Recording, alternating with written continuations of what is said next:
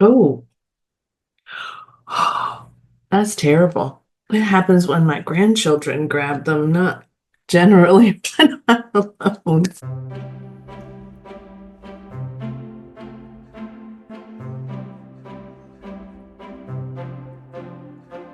Hi, readers. It's Lori. Welcome back to my channel, Books, Ink, and Paper, and welcome to my January reading wrap up. I felt pretty good about January. I wanted, of course, to read more. I always want to read more, but there's so much time. And I did return to work. I did take the first week of January. I actually had a friend who I do some contract work for. She's a coach as well, and she said, take this week off, send your emails that you think are going to be important to me, and rest. And so I did, but I have been back the rest of the month of January, and it's been going okay. It's going. I had to go back to the doctor, hoping this is the right course of treatment. Everything's fine.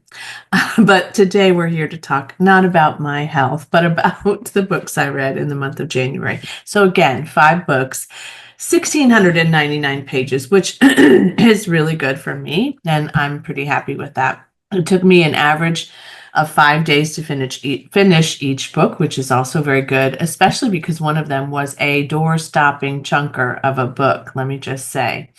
I don't have that one to show you because I've sent it to my child to read, but it was something else and worth every page. So the highest categories in the moods area of these books were tense and emotional, which I got to tell you was probably a feature of everyone except for one. Mysterious was the next highest, and then kind of neck and neck, all three of these, about the same piece of the pie, were lighthearted, dark, and adventurous. And I really do love dark and adventurous, so I was happy with that. And lighthearted is also fun. Pace-wise, 40% of these books were fast-paced for me, but again, it might be because I read them so quickly because for a couple of days I didn't have anything else to do but read and lay down and nap. So there was that. Page numbers, 80% of the books I read were between 300 and 499 pages, so that was good.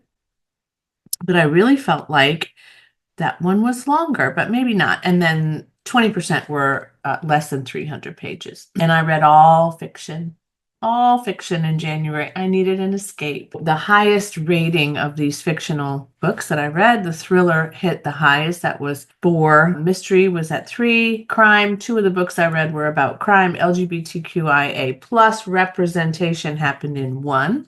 Magical realism also 1, romance 1, literary 1, and contemporary 1. So I definitely did read more thriller and mystery and crime, which I had been longing for. I think I said that in another video. So that worked out really, really well for me. And the format, 60% of the books I read were digital and 40% were print. Now, there was one that was a combination, and I'm okay with that, although I do usually try to stick to Kindle and then a physical and then an audio. But recently, audio has been my least likely to choose. I did start a little bit more of that this month, but generally speaking, I have been in a weird sort of turnaround between Kindle and audio. I used to listen to a lot of audio and I hardly ever read my Kindle, and now I'm just devouring on my Kindle and trying to make sure I keep that streak of reading my Kindle every day. And so I'm really not listening to a lot of audio. Let me just tell you what my stats currently are for reading my Kindle every day, which is my new goal. So I've read my Kindle for 78 weeks in a row. But I was reading at least one day in those weeks. And then the days in a row that I have read my Kindle so far, which I'm trying to do an everyday visit there, 154. 154. I know, it's crazy, right? My average rating this month was 3.8. You'll see why in a minute. So I read one book that was 3 stars, one that was 3.5. No, 2 that were 3.5, one that was 4, and one that was a 5-star read. All right, so let's talk about the books I read in January. You might not care about the stats. If you don't like the stats, let me know. I could remove them. I'm not married to them for sure. They just popped up, when I got Storygraph, so I started doing it. The Really Dead Wives of New Jersey by Astrid Dahl was the first book that I read in the month of January. This was an ARC that was given to me by NetGalley. It was unsolicited, and I'm grateful for having the chance to read this. I've never read anything by Astrid Dahl before. It says it's a propulsive page-turning thriller that follows a reality TV show with a number of wives from New Jersey who are called the Garden State Goddesses. And I would say that that's an accurate representation, except for me, it was not as propulsive and thrilling as it might be and likely will be for many of you who really love reality shows. I think it just is the audience here that's really important. And I am not that. Well, let's not say I'm not that audience. I do like reality shows. I watch the one with the Christmas lights. I watch The Traitors. Now and again, I watch The Bachelor or The Bachelorette, which is not something I watch frequently anymore, but I used to watch it. I watch shows about people getting new homes all fixed up, those kinds of things. Really, that's pretty much my reality show. Oh, and music, like The Voice. I watch those kinds of things. That's really it. Not saying they aren't good. I'm just not somebody who usually picks those up. But again, for you, if this is your jam, you might absolutely find this to be a 5-star read and very propulsive and page turning. So do not take my review as one that absolutely would happen for you. And that's going to be a recurring theme today. So just stay tuned for that. All right, I'm going to give you a synopsis of this without all the names of these women because quite frankly, it's confusing to me even reading the synopsis. And I can't remember which one is who. So that's one of the problems with these things, right? All right, there's a showrunner. Her name is Eden. I do remember that. And she's in charge of making sure that the producers are happy and that all the people do the things and they go to the places and they have this footage that's really very, kind of salacious, or that it's at least something that people will want to watch. There's a number of these wives. There's an older woman who's definitely an alcoholic, although she says she's sober. She has either a son or a nephew that hangs out that is taking care of her to some degree. The characters are some likable, some not so much, some fascinating, really. I'm not going to tell you which is which because you're going to assign those categories on your own. However, Eden brings in a new young girl who just got married recently to somebody who's related to one of these women, and they want her to join the show. And so most of the women are not nice to her. They're just terribly smarmy. There's one woman, again, whose name I can't remember, that really does take her under her wing. And the girl's name is Hope. I do remember that. It's ironic, right? Hope. Hope that she can fit into this. Hope that she can get out of it. I'm not sure which is true, but Hope and her husband are really kind of just seeding into this new relationship. And she's also very different than these women. She has a very different personality. She's very quiet. She's from a very different kind of background. Yeah, like riches were not her thing coming into this. But of course, Leo is not a poor guy, and most of these women aren't either. So they start having these scenarios and they, go to these different places and they do these different things and they film them, like a reality show. It says in the synopsis, though, in the second paragraph, that when one of the goddesses collapses while filming, there's a reality reckoning. So it doesn't happen real fast. That was my challenge. This was not as propulsive as I wanted it to be. And in fact, I felt like all of these different trips to here and there and everywhere, and all of these women being snarky and smarmy with each other, it was too much repetitiveness to me. I wanted something to happen and I wanted it to be resolved by the end of the book, which it was.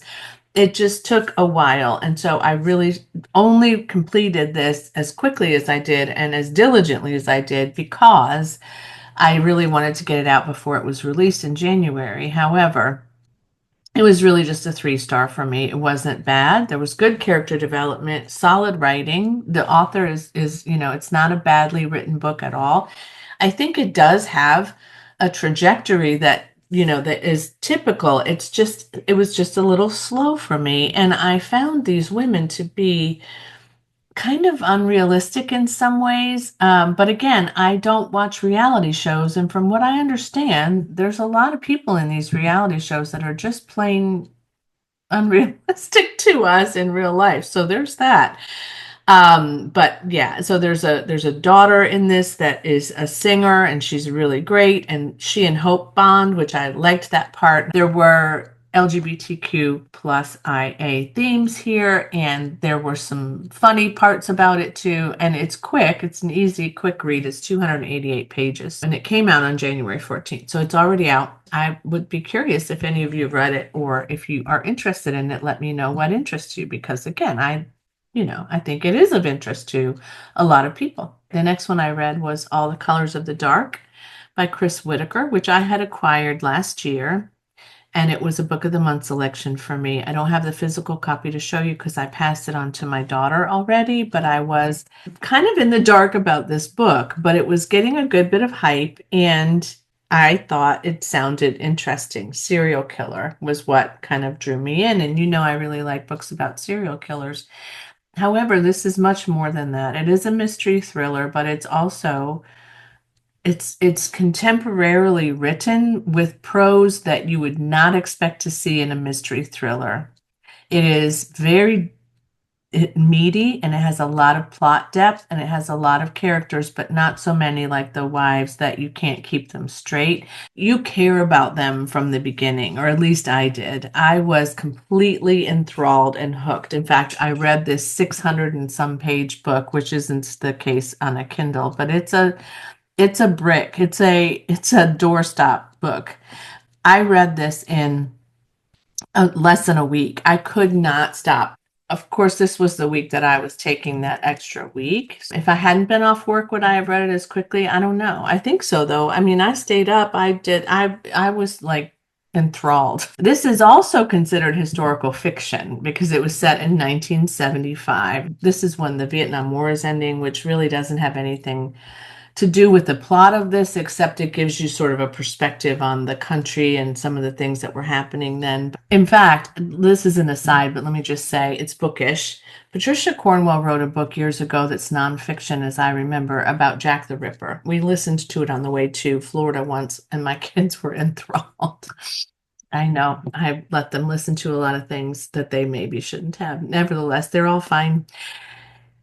Jack the Ripper's DNA is now being tested to see if they can see what his ancestry was. I think this is fascinating, so I'm throwing this in here to you because I feel like we're going to hear about this soon. Anyway, back to All the Colors of the Dark. Really, though, it's not about the history. It's not about what was necessarily happening in the world. It's about these people. It's very, very character driven. Yes, there's a plot. It's very propulsive, but it's also very, very developed in the sense of these characters, who they are, and it follows them through a period of time.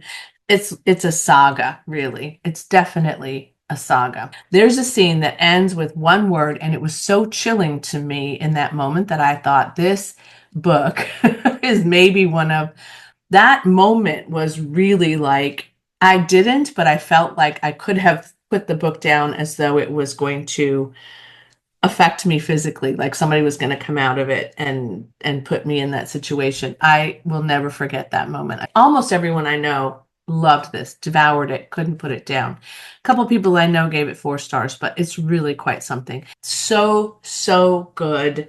The dialogue, the descriptions, the characters, but again, this is a lot of hype. So if you don't like this kind of book, or you get caught by the hype and it doesn't meet your expectations, it's okay. You don't even have to read it. But I will say it will be something I probably never forget. So after that, you can imagine that I had to read something that was going to cleanse my palate of deep love and terror. So I picked up The Cinnamon Bun Bookstore by Lori Gilmore. And this was the third, this was actually the second in her Dream Harbor series, but I have read all 3 now, and I'm waiting for a new one to come out probably next year. I think I'll read one more. I will say that they're starting to get like very similar, and they're very repetitive, and they're meant to be, and that's fine. It is a series, and that's how she decided to do this. But this is about another couple of people in this little town that meet each other. One of them is a bookseller, and she has been selling books in this little cafe bookstore for a long time. And her name is Hazel. How could I not remember that? And she then one day is looking through the bookshelves and she notices a book that's kind of not put in the way it should be. And it looks a little like something happened to it. So she pulls it out. It's been dog-eared a little bit. And there's a note inside the book. And it's very mysterious. And it's sort of like leading her to wonder who left this note for whom. So meanwhile, another person whose name is Noah, who is a boat captain there, and he takes people out on boat tours. And I think they fish perhaps too is his dream harbor. He's not necessarily from there. He's escaped from where he lived before. So he comes in and he discovers this note and she shows it to him and he says, "Wow, that's interesting. I wonder who put this there. I'm like really curious." And so the both of them then end up sort of on this clue searching kind of framework to see if they can figure out who left this note. In the meanwhile, more notes are left. It's a steamy, very steamy romance. I would say this one might be, is this one or is it the third one is the most steamy for me? I guess it might be, it might have been this one. Here's my pet peeve about this book. I don't have high expectations for these because I know what they are. This is 3-star again. I don't think I rated it any higher. However, what I really got frustrated by in this book is that he calls her Hayes. Her name is Hazel. It's not like it's a really long addition to say Hazel out loud, but he calls her Hayes. And that just, I don't know why, that just bugs me. But I like these characters. I like the ones that return. It's just fun. It's fun stuff. So I think the next one comes out maybe in March, maybe May, but I'll probably go on with it. It's just a fun, cleanse your palate kind of a read. So the next one I read was The Reading List by Sarah Nisha Adams. This is a Kindle that I own, a Kindle title that I own. I've had it since I marked it to read 2 years ago. I don't know if I purchased it on Kindle 2 years ago, though. I don't think so. I think it was maybe a year ago. But I've just never gotten to it, and I absolutely adored this book. I have to say this was a surprise 5-star read for me. I did not anticipate, and it wasn't even while I was in it, I thought, oh, this is going to be a 5-star. Like it was the way it completed that really put me over the edge. I was kind of between a 4 and 4.5. And then the more it went on and the more it wrapped up, the more I was like, this was really very well done. This is also a book with a book list, as was the Cinnamon Bun Bookstore, but it's different. So Mukesh is a widower, and he's really trying to recover from the death of his wife, whom he was very close to, and his daughters have their own lives and they have children. They do come and visit him. They call him all the time. They check on him, but he's lonely. You know, he's really just kind of all on his own. And his wife was an avid reader. He's never been. So one day he just goes to the library just to see, you know, what's that about? Do I want to read a book? And he also has a granddaughter named Priya. I love their relationship. Let's just start by saying that. And Priya is a very avid reader, like her grandmother was. And they don't call her grandmother, whatever their cultural name is for grandmother is escaping me now. But nevertheless, he wants to go to the library to find out what the excitement is all about. And so he meets a girl that works at the library, and she's very cross and not very helpful to him at all. Not at all. But he really wants to immerse himself in this space. He also finds a list of books to read. He isn't really sure what these books are about. The first one on the list is To Kill a Mockingbird. So he asks her about this list, and she has no idea what this is. He goes back home, I think with the book, but don't quote me on that. But eventually, he decides to read through this entire list of books, and his relationship with the girl at the library shifts. And I will say that for me, this one is also much more about character, not necessarily plot. While there is a plot, and while it does continue to flow, this really is about Mukesh's healing and his connection to his granddaughter. It's about his connection to this librarian. It's about her life and the challenges she faces in her family. It's about books. It's about losing yourself in books. It's about some pretty incredible books that are now I'm thinking the ones that I haven't read, do I want to read these from the reading list? I think I do. May have to wait till I retire. One of them I mentioned to Kat at Kat's Novel Adventures the other night when we were chatting and meeting about Mardi Gras Readathon, and I told her which one it was, and she said, "Oh, that's super sad, super sad." And I said, "Yeah, I heard in the book how super sad it is." It is really just a beautiful surprise read for me. And it's one of those books that, again, it's not like All the Colors of the Dark, like people just keep talking about it. I don't know that I've seen anybody else talk about this except for me, but maybe they have, or maybe I haven't, just forgot. But I really recommend this. And if you like a book about books like I do, this will be just up your street. And, I love libraries. So I love any time a book features libraries, librarians, library staff, and all that they go through, because that's really important. The last one I read, I have physically, is Killers of a Certain Age by Deanna Rayburn. This one I've had on my shelves for a bit. I did not buy this from Book of the Month. I got this from either as a gift or I maybe got it on Pango because I was interested in the series. This was copyrighted in 2022. The first parts of this book are set in the past, and then it goes into another timeline, which is present day. So it goes back and forth a bit. So if that's your jam, as is mine, you'll be happy with it. The characters are very well developed. The plot is very well developed. And I really did enjoy this one. The synopsis of this, I won't spoil anything except to say that this is about a number of women of a certain age who actually were in the past timeline hired to be assassins for a group that's called the Museum. And your assumption is that the museum is connected to the federal government somehow in the US, but they're currently in current day on a cruise and they are retiring and they're getting a package from their work that they did for the government. And the cruise is going well. You're getting to know who they all are and their little idiosyncrasies and their, just who are they, right? It's very well developed. And it develops the people that you met in the first chapter, which is kind of a whirlwind, like boom, you're in. But something happens on the cruise that makes them realize that they're in danger, that something is going wrong, and that they are needing to find out what that is and how to keep themselves alive. So I read this first because I have an arc of the book 2, which is Kills Well with Others. So I'm reading the arc now. And I'll be done with it very, very soon, and it comes out in March. So I did want you to know, those of you who said, read this one first, it sets everything up. You're right. That was very, very important to me because I would have been very confused if I had gone into book 2.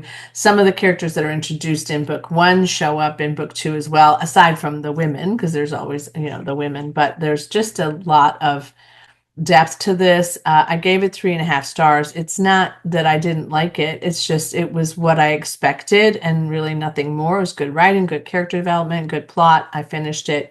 And it may be that I will enjoy the second one more. I'm not quite sure yet. I'm just kind of trying to be with it as its own entity, but also I'm maybe enjoying it more than this one because I know the characters a little bit more now. So I don't know. We'll see. But this was the last and final book that I read of the 5, and I recommend that one too. I'm glad that I have it. And I'm glad I was given the arc by NetGalley as well. I think they shared that one and I requested it, but it may have been unsolicited too. I got a lot of unsolicited offers from NetGalley recently. Readers, I thank you so much for being here with me today. I hope you enjoyed this video and these short synopses about these books that I enjoyed very, very much. It was a delightful reading month and a good way to kick off 2025. So we'll see how February goes. I just started the Mardi Gras Readathon reading, and I'm just starting to get into that as the day that I'm filming this, and I'm noticing how much other stuff is happening around me and needs to be done. Back to work, back to the day to day, but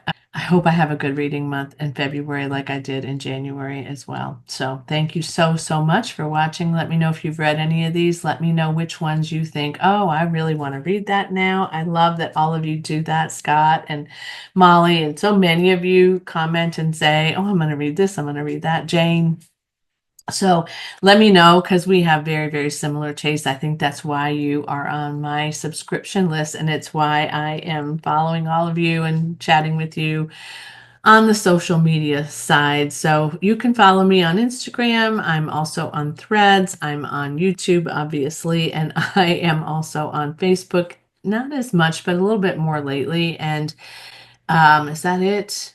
Oh, and the Discord. Join me on the Discord if you'd like. I fixed the link. I think I fixed it forever. Good Lord, that was really tricky, but I got it. You just know that I'm a great reader, but I'm not a great tech person, right? You know that. Anyway, thanks for watching so much. And as always, happy reading. Bye.